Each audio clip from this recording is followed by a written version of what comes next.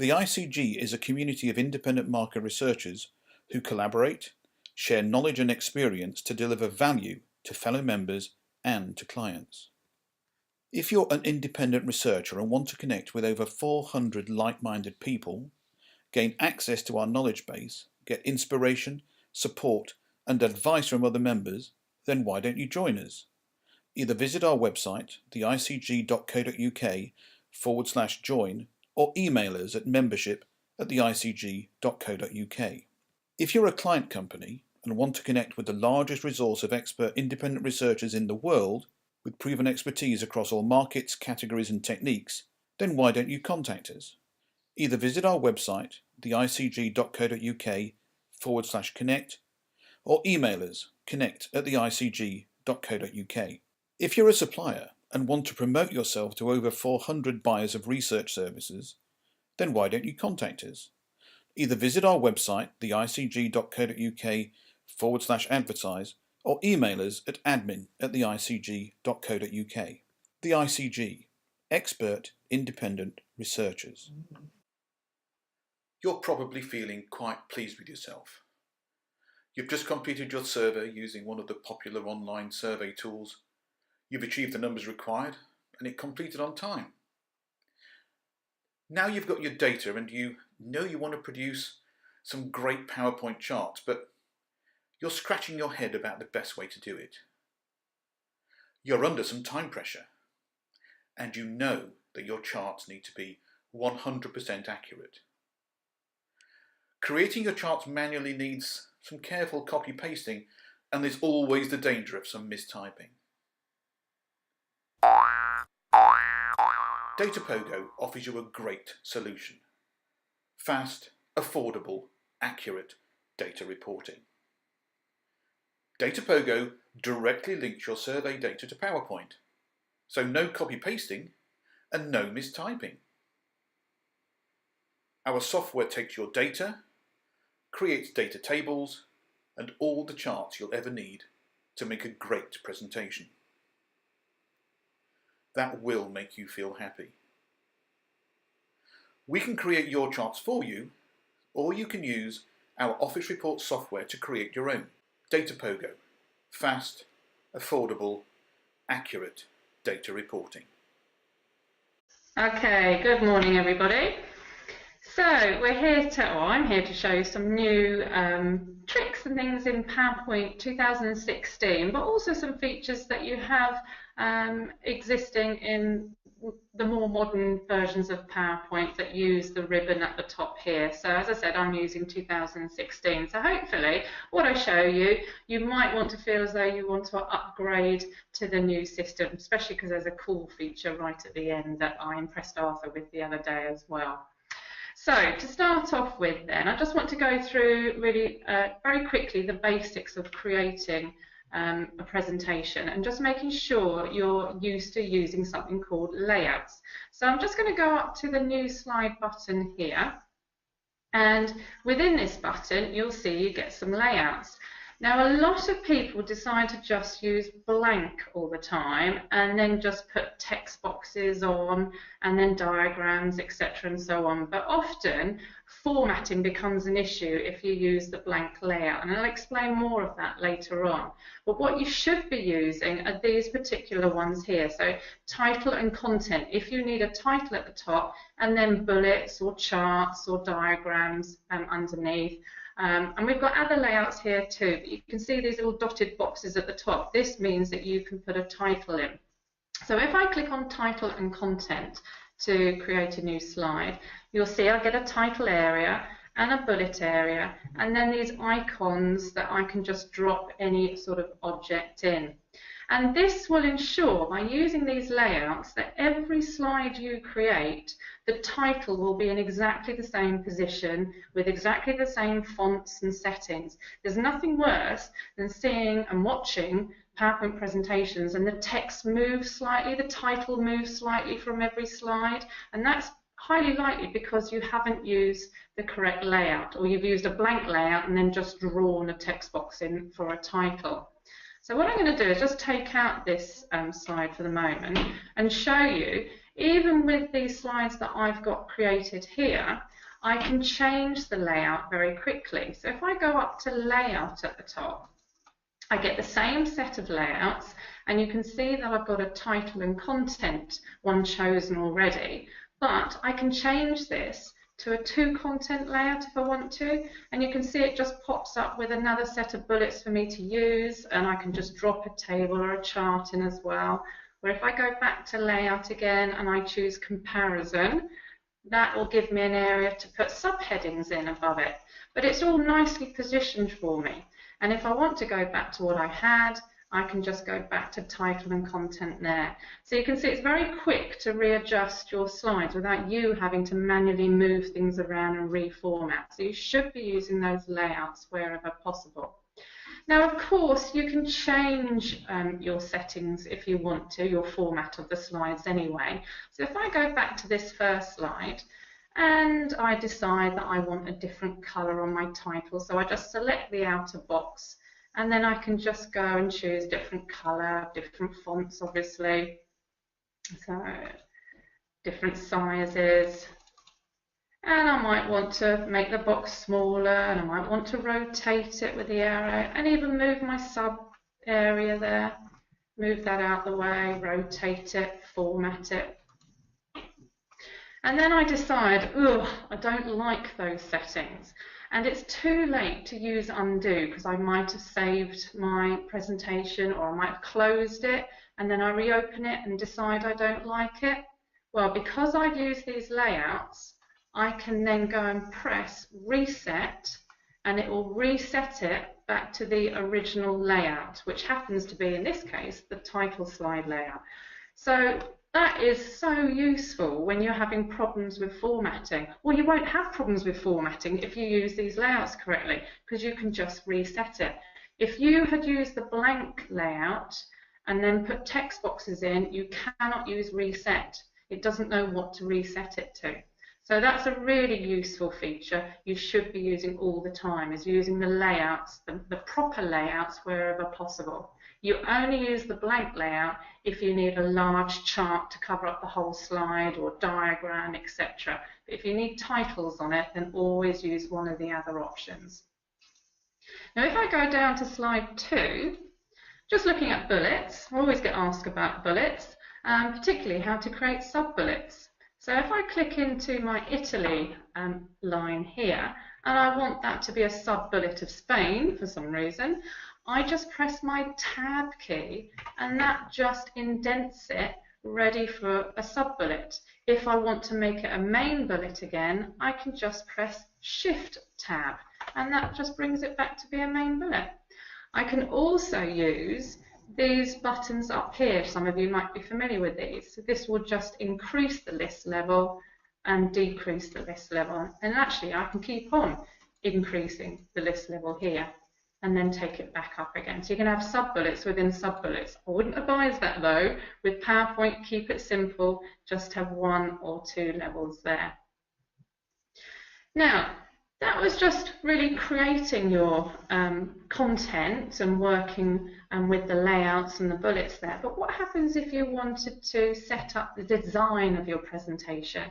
So I may want to have a different color for all my titles on every slide. I may want to have different bullet points for all my titles. I might also want to put a logo on it. I do not sit there and go to every single slide and make those changes. Or some of you might copy slides to then replicate those changes. But what you should be using is something called a master. So if you want to set up the design of your presentation, you use a master. So I'm going to go up to View, and then I've got Slide Master here.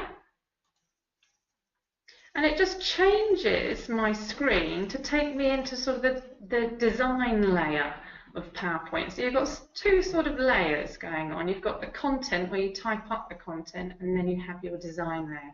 So if I scroll up on this left-hand side, just to show you, I've got this top slide here, and this is called your master.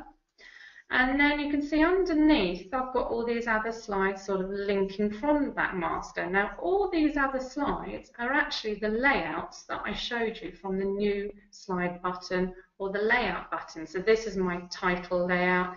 This is my title and content layout. A bit further down, I've got my to content layout. And what happens is if I change this top one, any changes on this top one will cascade down to all these other layouts, making sure that my presentation, my slides, will be consistent throughout the whole presentation. So if I click on the top one here, and then I want to ensure that my titles, so I'll just click the box of my title, and I want to ensure there are different fonts and different colours. So if I go to Home, and I'll just choose a colour because you can see it very quickly how it changes, so I'll go for a nice orange. So if I click orange, hopefully you can see down the side it's updated all the title areas to be orange very quickly. And I can do the same for my text area here where my bullets are. And you'll notice that I've got all these levels. These levels are when I press my tab key to change to a sub-bullet. So you can customize each of these levels if you like. I'm going to treat them as a whole and change the colour to be a dark grey. And then I might want a completely different bullet for my main, my top level. So I'll just click into there and I'll choose a bullet for that line. And I'll have a different bullet for this line. Okay, and you'll see that changing when I go back to my main area in a second. And I also want a logo to go on. So if I choose Insert, Pictures, and I'll go into my folder area. I've got a nice frog logo on here, and I will just pop it up into the corner, and hopefully you should see that that now has cascaded through all my layouts as well. So putting on logos, very easy to do in the master. And it's overlapping my title area here, so that could cause an issue when I'm typing up my content, that a long title would clash with my logo. So I'm just going to click into this little box here and then resize the edge of the box so it's away from my logo so it never clashes. So I'm happy with my master now, and I can just close it. I get an extra ribbon called the Slide Master, and I can just close that view. And that takes me back to my presentation. And look, you can see it's quickly updated all the way through, even with my bullet points. And if I want to change to a sub-bullet, I'll click back into Italy. I just use my tab key, and there you go. It's come up with the customized bullet that I set in the master. And if I decide to customize just this slide to be different from the others, I can just select this area, and let's say I put a different color on. I'm going to go for green. You can see it's just updated this particular slide. But like I showed you earlier, if I make mistakes and it's too late to use undo, if I go back to reset, it goes back to the master settings. That's what that reset button is doing. So it's very handy to always just set back to the master. And just showing you what happens to your logo. I can't actually click on that logo. I can't move it because it's set in the master. So again, you can't accidentally move it. If you've copied it on every single slide, you can't accidentally move it out the way. And also, the file size is smaller because you haven't repeated that logo again and again on every single slide. So that's a massive benefit for putting it into the master. Now you can also use the PowerPoint designs. So if I go up to design at the top here, I've got these designs up here that I can click on, some of which are nice, some of which are awful. If I go in, I particularly like this one, not necessarily in this colour, sort of pea green colour, but you can see it quickly changes the design, which changes the master settings. So you can see my fonts have all changed. I don't like the colour, so I can go over here and I'm going to go for a nice blue colour. So you can see you can quickly change that.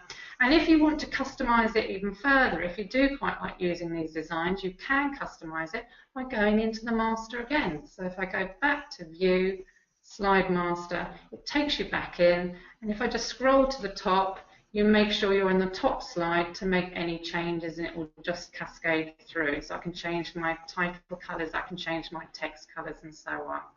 And then just close once you're finished. So you can use the inbuilt designs as well. But how about if I wanted headers and footers on? So I might want slide numbers on, or Arthur would like me to put the hashtag text on as well.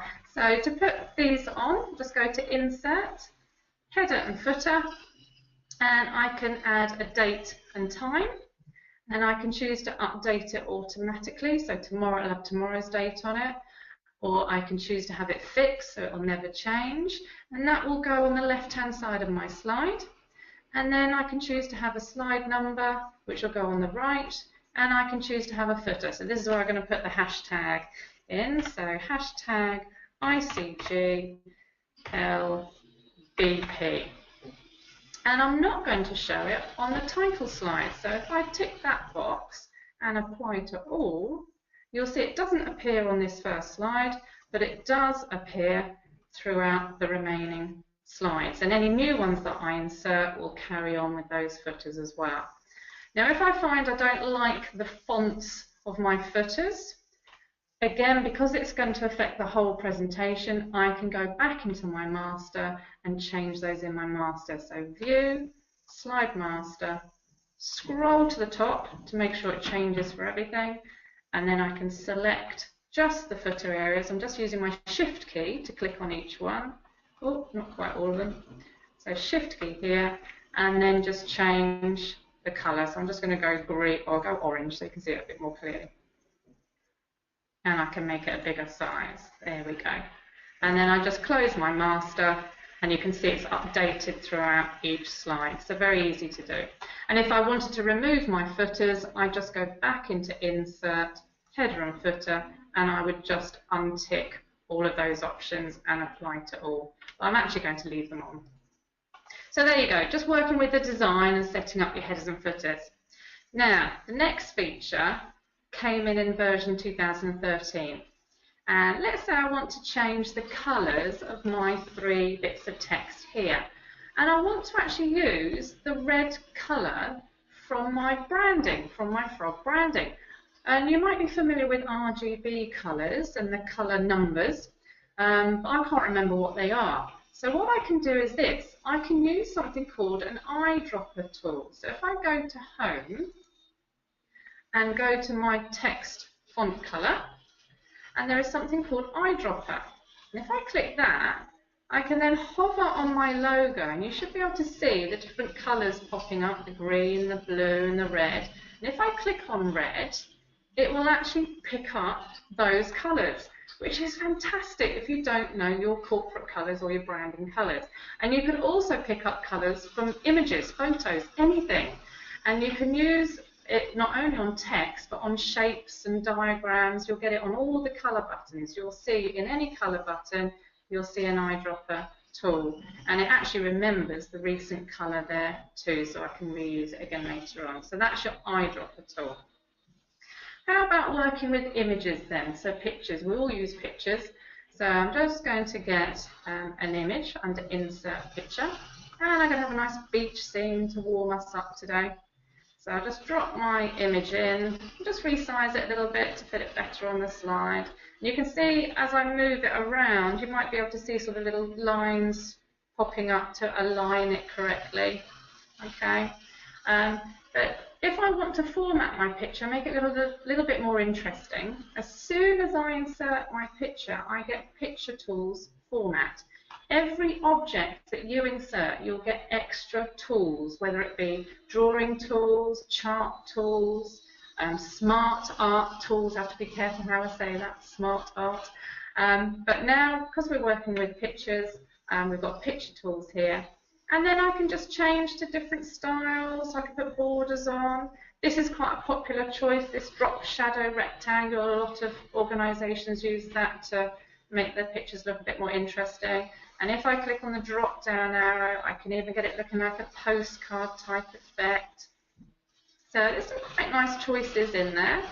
And I've also got options to change to artistic effects.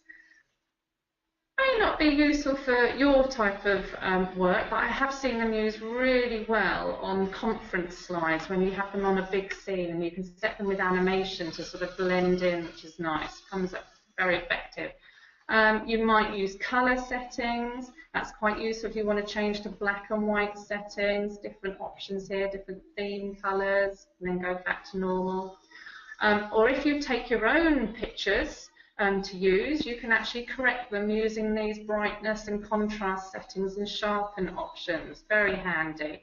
And the whole point is that you don't need these extra third-party tools like Photoshop or PaintShop Pro. A lot of these options are available in all your Office programs now.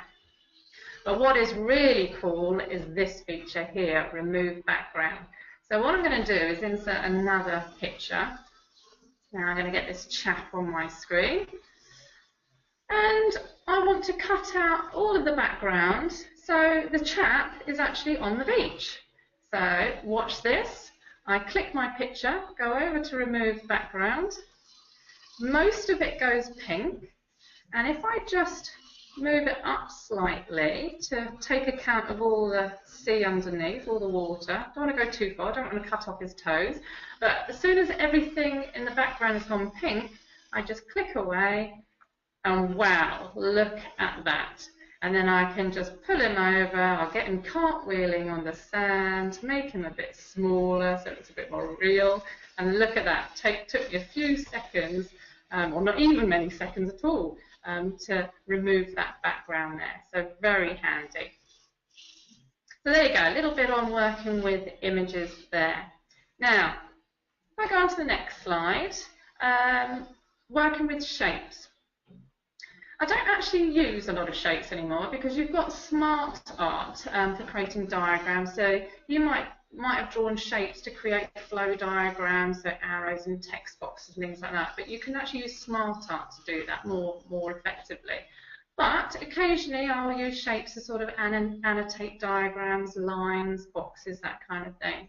So just to show you, I've got my shapes up here, a few little tips to show you. And I might use these arrows just to sort of draw from object, from a text box to a chart, for example.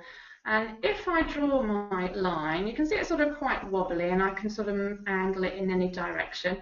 But if I hold down Shift, as I draw it, can you see it doesn't allow me to pull it anymore, or it only goes in certain angles, it keeps it straight. So using the Shift key keeps a line straight, which is very handy. And if I draw a rectangle as well, so if I start to draw a rectangle, of course it allows me to size it however I want, but if I hold down Shift, it turns it into a square and keeps the proportions. And I'll do that for an oval. So if I click on the oval button, again, if I don't use Shift, it just flattens, but if I use Shift, it then keeps it as a circle. Look at that. So a nice key to control your drawings. And as I move my objects around, you can see I get these alignments coming up to make sure it's all nicely aligned with my other shapes, yeah, as I move them around. But another keystroke which is useful, I'll just move this circle over. I can copy shapes quickly, or any object actually, by holding down Control and then dragging the shape along, and I can just copy it. So I just hold down Control and drag it along. And the nice thing, as I'm dragging, it keeps it all aligned for me. And if I move, oops, I let go of Control by mistake there. So I'll put one back, that's it. And if I move my shapes around, you might be able to see it pop up. Oh, there we go. Missed it. Hopefully, in a distribution line. Oh, I can't get it to come up now. Some arrows, there we go, some arrows flicker. And I know that the space between each shape is set correctly now, so that's nice. So using the Shift key to keep shapes straight, or as a square, or as a rectangle, and using the Control key to copy. But also, I can make my shapes look a little bit more interesting. They look very 2D, very boring. So if I click on them, just to select them, using the Shift key to select, and like before with my pictures, I've got drawing tools at the top, format. I can change the shape to become a bevel, which makes it look a bit more 3D looking. Look, immediately it makes it look more interesting as a bevel. So that was under Shape Effects. And I can also add things like glows. these ready brick glows, or radioactive glows even. I can put some colours on as well. There we go. Hopefully you can see like an orange glow going on in the background. So you can start to format it all with these drawing tools here. And if you want text on your shapes, you just select the shape and just start typing. You don't put a text box on top of it. I know a lot of people do that. You just select the shape and just start typing. And there you go. You've got your shapes there. And if you have spent time sort of drawing your shapes, aligning them and spacing them out, the last thing you need to do is actually group them so you don't accidentally pull them out of position. So a quick way to group, you select them all and then press Ctrl-G, G for group. And there you go, they become one object, so I can now move them around as one. And I can still format them individually just by clicking on them individually, but they are now grouped, so I can delete them as a whole as well. And there you go. So just a little bit on working with shapes there. But as I said, I use SmartArt to actually create better diagrams. So if I go up to Insert, and I have an option for SmartArt. Still okay, still not having a slip of the tongue there. But if I go into All, you can see there's all sorts of diagrams in here. Loads of diagrams. If I go to List, that's useful for working with lists instead of having loads of bullet points. So I'm going to show you a nice little feature afterwards how you can convert bullet points into SmartArt. But it breaks up a load of text. You know, use diagrams more.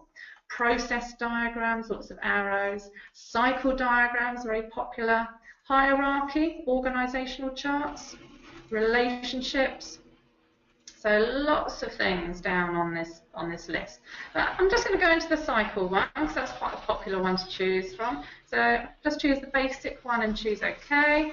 And immediately there's my diagram, which is just a set of circles and a set of arrows that I haven't had to draw, I haven't had to distribute and align all in position. Very quick. I'm just going to resize it and just bring it over here. And what I can do is then just over-type into these boxes. So we start off in Borneo, we're going to Peru after that, we're then going to drop into Ireland, and then to Wales, and then we're going to finish off in London. So very quick to create a diagram. And if you want to add more shapes to that, I just click this little arrow to the side, and up pops a bullet list. So I can add another shape just by hitting enter. It's just like working with bullets. And if I want to get rid of it, I can just backspace and actually delete London as well from here, and it just readjusts there. I can also just delete straight from selecting them here as well. I can just delete them as well. So you can bring up a little panel on the side to make changes to those shapes. And then once again, I've got an extra set of tools at the top, SmartArt tools. And if I go to Design, I can actually change to different diagrams very quickly. And you might have seen these before and thought, wow, someone spent ages doing these diagrams. No, of course they haven't. They've only spent a few seconds like I've done. And if I go over to change colours, I might get a different set of colours to choose from. I can change them myself anyway, but they're sort of theme colours, different themes from that list. And then to make it look a little bit more interesting, I can add sort of different effects, polished effects. If I click on the drop down, I've got these other effects here as well. So there we go. And if I go up to Format, I can then customize the colors myself. So if I click on an object, I can go to Shape Fill, and I can choose a color straight from the list. I can even fill it with pictures if I wanted to. You can see there's a picture option, gradient, even pick up my eyedropper again to get my logo colors. So if I click on eyedropper and get my green from the frog, pale green, hasn't come out very well there, okay, but it should have matched. But you can see it sort of quickly formats this diagram there. Now what I'm going to do is just show you how you can also convert text into SmartArt. So I'm going to click my text here and select it, and then on the Home tab I've got a button that converts to SmartArt. So if you've got a lot of text on your slide, you're thinking, oh God, this looks so boring, turn it into a SmartArt diagram. So I click the Convert to SmartArt, and I get various options here. And the nice thing about it is if I hover on them, it previews them for me. So these different options here. Got my iPads here, look at these, or iPhones. If I choose this one here, there you go, and it just completely changes the look of my slide. And the nice, this nice SmartArt allows me to add pictures as well. So I can just click on this icon here, it will open up my picture and browse box, and I can, oh, let's just have a nice cat and drop that in there. There you go. And you can start to add in objects there quite easily. So very nice to do that with SmartArt diagrams. So what I'm going to do now is create some charts. So like you can create charts in Excel, I'm going to create a new slide first of all. So I'm actually going to go for a blank layout this time. So if I click on blank, because I don't want a title in there at all, and I'm going to go up to Insert again, and I'm going to go for the chart option here. And so I can choose, just like Excel, if you're using Excel, I can choose any chart I like. And actually in Excel 2016, and here as well, I get extra charts, something called tree maps and sunbursts.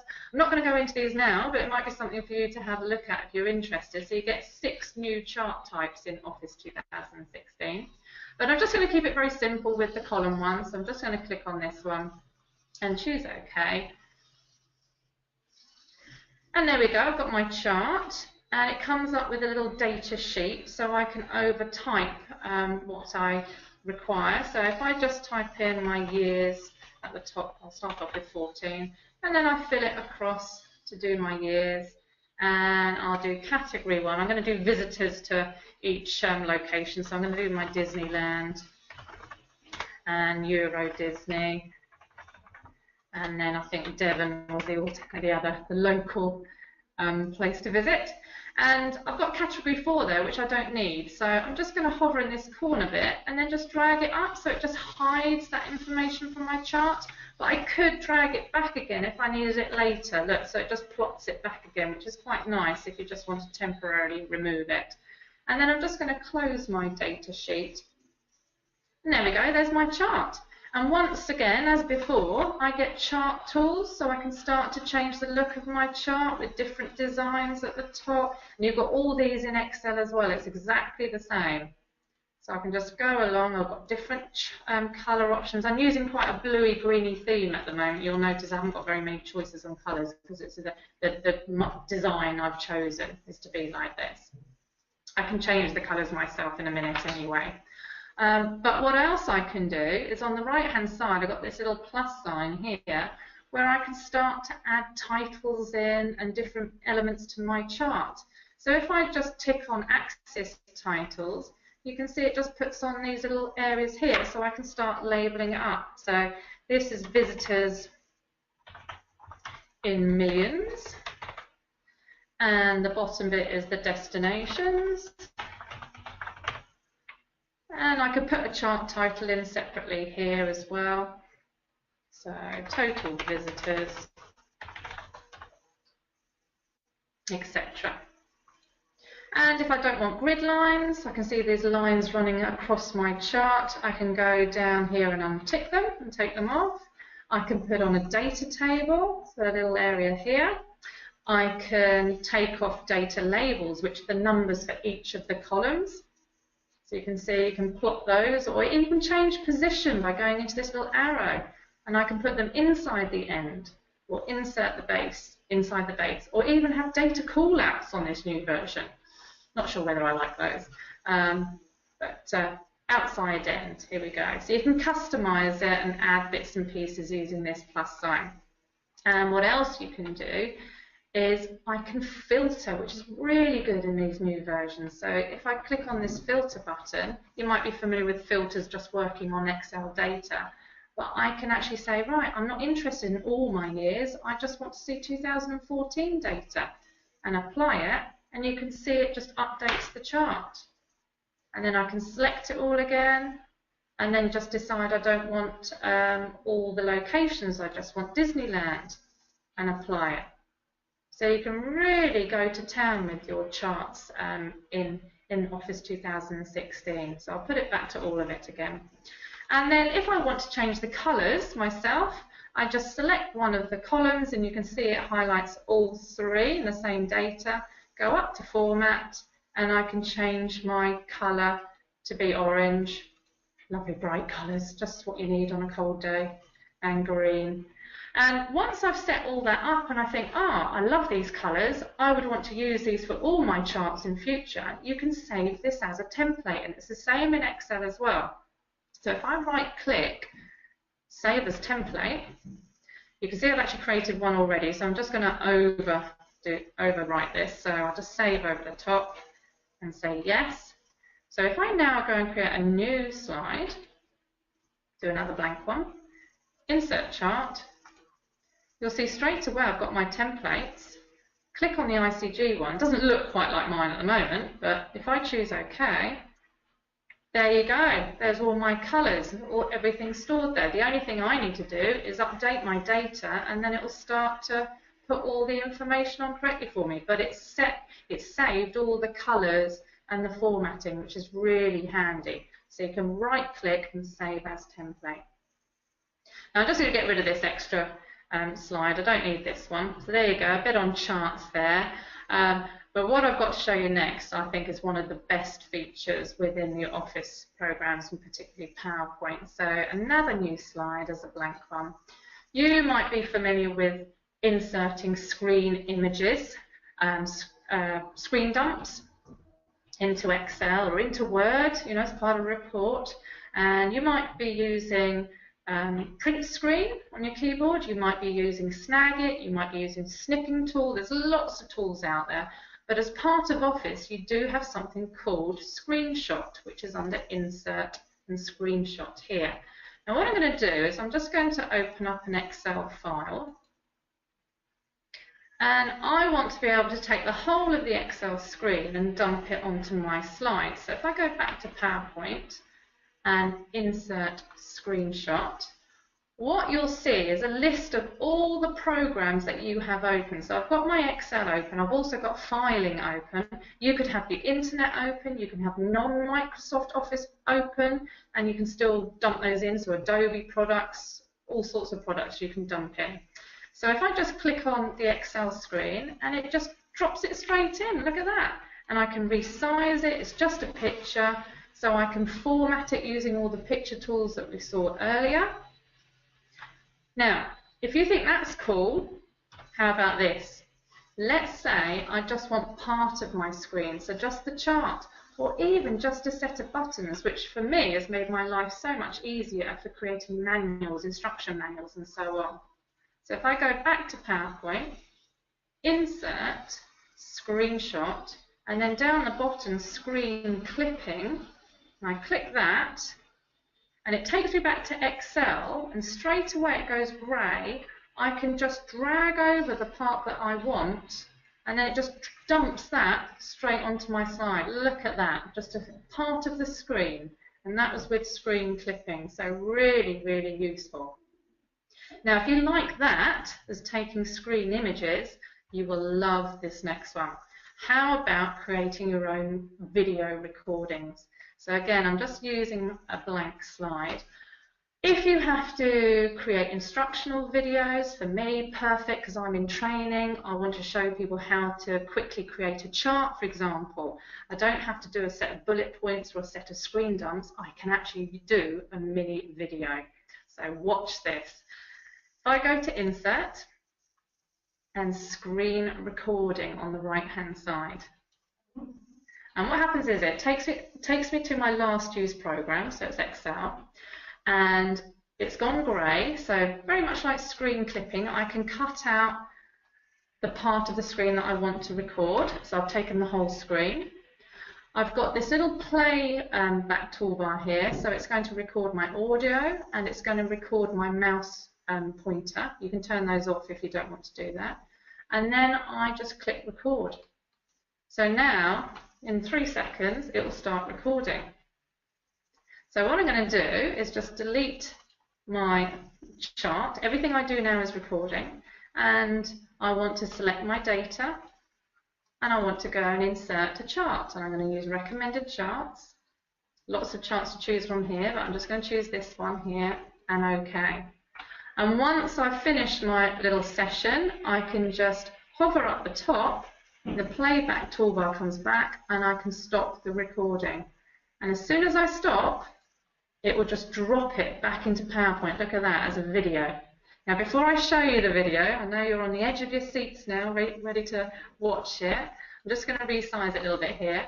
But I'm actually going to crop the video because I don't want you to see the end bit with this toolbar on, and I don't want you to see the beginning where I've deleted the original chart. So I can trim it. So if I right-click on it, I get trim. And in here, I can then trim the beginning. So if I just drag this in until we don't see the chart anymore, there we go. And on the end, I don't want to see the playback bit at the top. A little bit more. There. So it will only show between these two markers. So if I choose OK to that, that's now trimmed. And I then also want to style it. So I go into Style, and very much like the images that we saw earlier, I can then put it into a little nice rounded area here. So now if I run my show, I can run my video. Look at this. You may not hear my voice because sometimes it doesn't transfer. But there you go. You can certainly see the mouse movements. How cool is that? Now I'm just going to stop it, but very, very quick to create little videos with screen recordings. Okay, now just the last thing to just quickly show you, very quickly, how to animate your slides once you've created them all.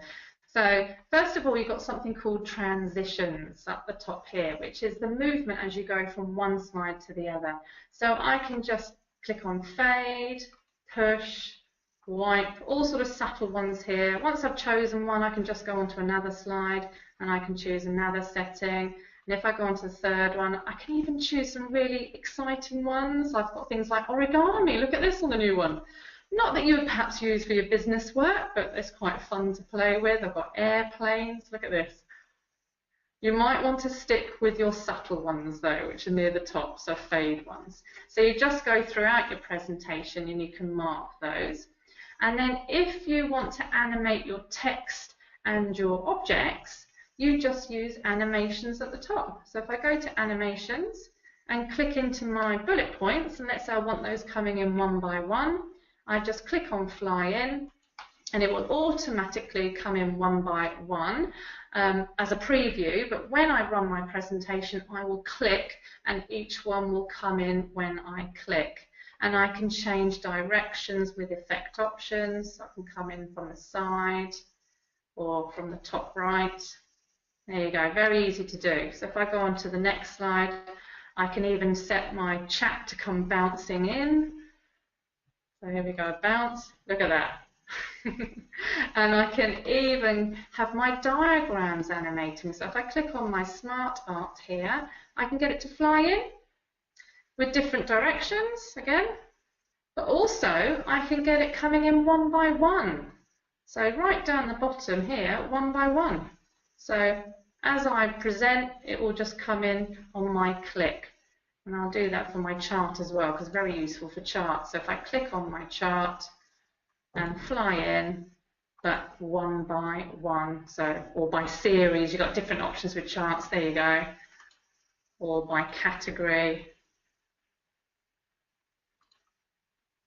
So you can just choose what you like there. So if I just quickly finish off with displaying it, so I'll go through my slideshow. There we go, my bullet points are just coming in when I press any key or when I click the mouse. Oh look, my chat's bouncing in. There you go, and my diagram is building up. And my chart's building up. And there we go, my video at the end as well. I won't play it again, but there you go. So hopefully I've shown you a few sort of tips and tricks, features that you can use. As I said, I'm using 2016. Most of what I've shown you is available in all the versions, but certainly the video at the end there is available in 2016. So I think it's over to Arthur now to get the questions going, and I can see whether I can answer them for you. Thanks very much indeed, Rachel. Hope you can now see my screen. Right, and that was fantastic. I particularly loved the guy bouncing around on the beach. I just thought you would. Background to disappear. It's but for us, it's actually quite useful because things like screenshots, although we probably wouldn't do a screenshot of somebody doing Excel, certainly when we do things like customer journey and so on, where people are moving around websites and so on, and we're trying to capture what they're doing. It's really absolutely, yeah. fun. Okay, we do have some questions, so I shall get started with them now. Okay. Now, here's a new person. So the name is Unkem, and I don't know whether that's a boy or a girl. I'm really sorry. So Unkem Obianyor, so a terrible pronunciation on my part, who says, where is the Slide Master button again? So I think what we agreed we'd do is we'd actually hand the screen back to you. Yep. And I'll just do the questions. Okay. So I'm taking it over again. Just remind Unkem where the master button is again. Sure. Also, just a note, Arthur has recorded this session, so you will be able to go back through the video of everything. So if you've forgotten any of it, it doesn't matter, you can still rerun it. But masters are under view, so view and then slide master. And just make sure you're on the very top slide if you want all changes to replicate through. Okay, so view, slide master, and then you just close the master to go back to your main area. Yeah. Okay. Okay, thank you. Yes, a question from Robin Shuker. Morning, Robin. Yes, it's a question that's dear to his heart and mine, is do these new features work in the Mac version of Office? Well, Arthur, you can answer that. I showed you the video the other day, and yes, all of them, yeah. No, not all of them. Not all of them do. I think the Mac version is always a few months behind. It doesn't have the video grab in the same. There is another video grab system. Oh, I thought you said it was there. Oh, sorry, my apologies. I thought you said it was there. I was using the Mac, the other Mac that I've got that only runs Windows. Oh, okay. Work that one out. So no, they don't have everything in, and some of the new chart formats are not in the Mac version of Office 2016 yet. So just to say that. But more than that, I don't know. Those are the ones I've seen. Carol Writer-Tar, morning, Carol. Can you take the video out and insert it into a Word document? You can take the video out, but it doesn't go into Word. So here's my video. If I right-click on it, I can save the media and have it as a separate file. So if I click on that, you can see it gets saved as a media file. I won't save it because it might take a little bit of time to do it. But basically, you can save it and then use it on websites and things like that. It won't. You can put it into Word, but it actually comes in as a picture. It doesn't actually play as a video. Yeah. But you can use it on websites and things like that. Yeah. Okay. Tessa Weaver, morning Tessa. Can you trim inserted video from inside PowerPoint? Oh yes. Oh yes. So let's see if I can find a video clip actually. What I can do is, let's see if I can go onto YouTube, because if I go to insert and video over here and online video, nice feature, you can search straight away into YouTube. So if I look up, let's see, holidays, let's see, or Christmas actually, let's look up Christmas as a nice theme. Well, have you got any ICG videos actually on YouTube? We do. Oh, do you know? Oh, let's try that then. So let's do ICG. Is there anything particular or? No. Oh, are they ICG videos? They don't look very ICG videos. I better not go on to any of those. Let's go back to Christmas. Okay, let's see. Now, hopefully, oh, Shopkins. My kids love Shopkins, so let's try this. Now, some videos won't allow you to trim, but let's have a look. So if I click on that, and then up the top, if I go to Video Tools up here and choose Playback, There is trim video, but it's greyed out, and you can see it's greyed out for this object. So some YouTube clips you can't trim, but if you're able to, you would get the same box that I showed you earlier. So for any video that you insert from your filing area, you can go up to playback and you'll get the trim video option there. And it may well come up on the right click as well. There you go, right click trim, but it's greyed out for that YouTube clip. So the answer is yes, but it depends what the clip is. Okay. Thank you. Matt Kirby, morning Matt. Do all these things work equally well in Mac and PC versions? Well, the answer is no, Yeah. but we're not exactly sure. But Robin did actually come back with another thing. He said the eyedropper does work, by the way. The eyedropper has been around for a long time, actually, and the eyedropper, which is where you're able to pick up a color, I use an awful lot because if you've got a client and you're wanting to follow their color scheme, the eyedropper is a perfect way of just using their colours just by hovering over something that's in their corporate colours, and you just select it and it works really well. Yeah. Okay, we've got Helena Gilmore. Can I save colour templates for SmartArt? Colour templates. So do you mean colours? There is a way of saving colour themes. So you can create your own colour themes, if that's what I'm sort of understanding from the question. So if I go to Design, and over on the right-hand side, there's something called Colours, and these are known as themes. And they're all, if I hover on here, I don't know whether you can notice, but it's changing sort of the edging of my slide. And what would happen is that all the colours would change to work with that. So if I go to orange here, do you notice that everything sort of updates to this orange theme? You can actually create your own colour themes. So you could have your corporate colours.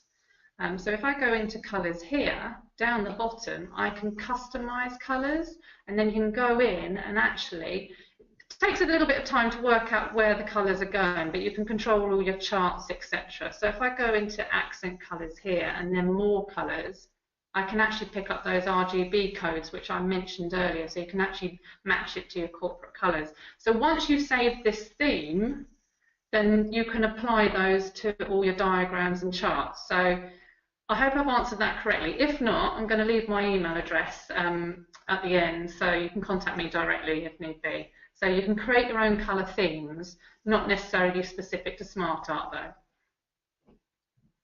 Okay, we've got a question, another question coming from Luca Mayer, and it is, how can I link Excel data to update dynamically PowerPoint charts when updating the Excel data?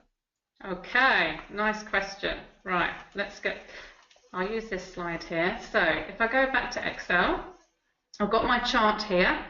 So if I copy it and go onto my PowerPoint slide, and if I right click, I've got some pasting options where it says link data. It's got a little chain link button on it, and I can either use the destination theme colours, so you can see it's matched into this orange, or I can keep the source formatting, so it keeps the colours from Excel. So if I choose that option, so you can see it's just kept the blue. I'll just make it a little bit bigger.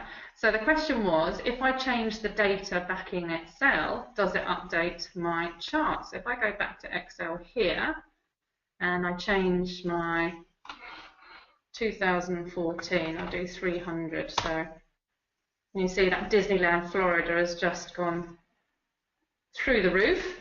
So if I go back to PowerPoint, it's gone through the roof there. So all it was a right click and choose the appropriate paste link option. So I hope that's answered your question. Okay, I've well, it's not a question, it's Unkem, who says, I'm a girl, and well done with the pronunciation. Well, there we are. Tessa Weaver says, P.S. truly excellent training from Rachel as ever. Thank you for that. Oh, thank you. Okay, is there a function, this is from, sorry, Kathy Riley, is there a function for inserting audio clips? If yes, is it available in any of the older versions of PowerPoint? I have 2010.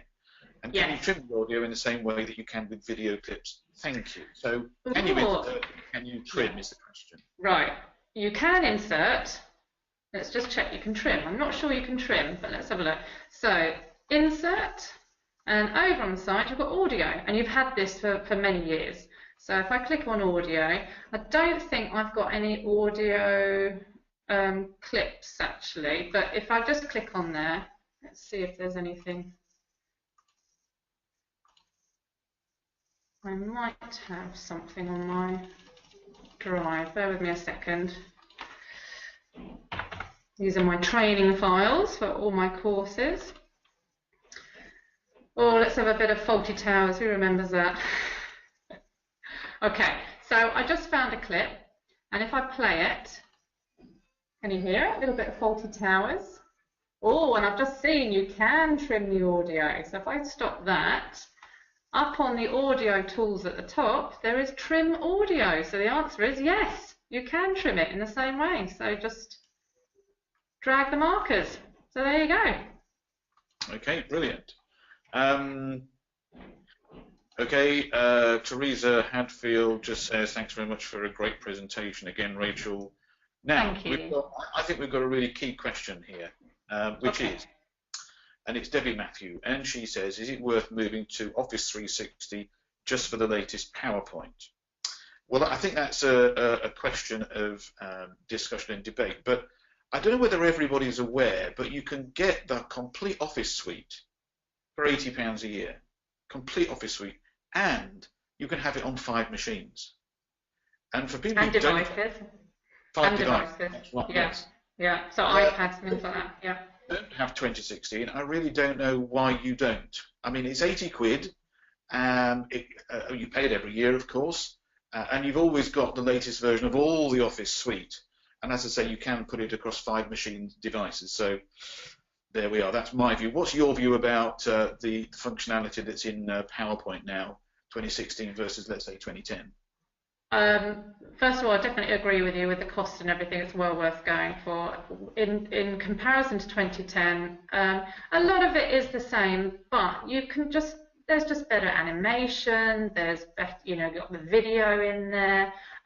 There's a few little extra bells and whistles that I haven't had time to show you, but I do think it's worth going over. And for Excel, it's definitely beneficial. There's lots of extra bits and pieces in there. I think on the whole, it's definitely worth going over to. And for £80 a year, I think it's a little bit of a no-brainer. Yeah. And Matt is saying, isn't that the price for the home version, not the business version? I think it is, Matt. The version I use doesn't have access.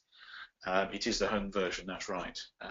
If you need access, then you obviously need to get something more. But I used to use access a lot, never use it now because of the power that Excel has, to be honest. Okay, one final question because we're up to the end of our time, and this is from Corky Gormley. Hi, Corky. She said, just looking at my template themes on PowerPoint, I'm wondering what is the name of the one Rachel has chosen, please? Oh, you like that one, do you? Where did you end up? Which one is this? Okay, this one, so on the design, so this is in 2016. It might not be available in the previous versions because they have different templates. So in 2016, it is this one here, which is called Basis. Basis. Yeah, Basis.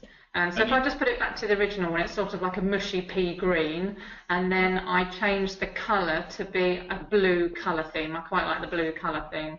Right, so you pick up the design really, and then if you choose to, you can then change the colour palette that's in that particular design. So you've got two decisions to make potentially. Okay. Yes. Right. Well, I hope that answers the question, Corky. Okay. Well, look, we've got to the very end. Let me just quickly put my screen back up so that you can see that. Okay. So. Well, I just have to thank Rachel. She always does a brilliant job, and I think you've done a brilliant job again, Rachel. So thanks very much indeed. Thanks to Data Pogo for sponsoring us. Now, we're now putting our webinar program together for 2017. So if there's any topics you want us to cover, just please let us know. Drop us a note at admin@theicg.co.uk. We can usually get most things done, so just give us some ideas of what you particularly like. And by the way, that's Lucy's email address. And I hope you've enjoyed today, and thanks very much for coming. Bye for now.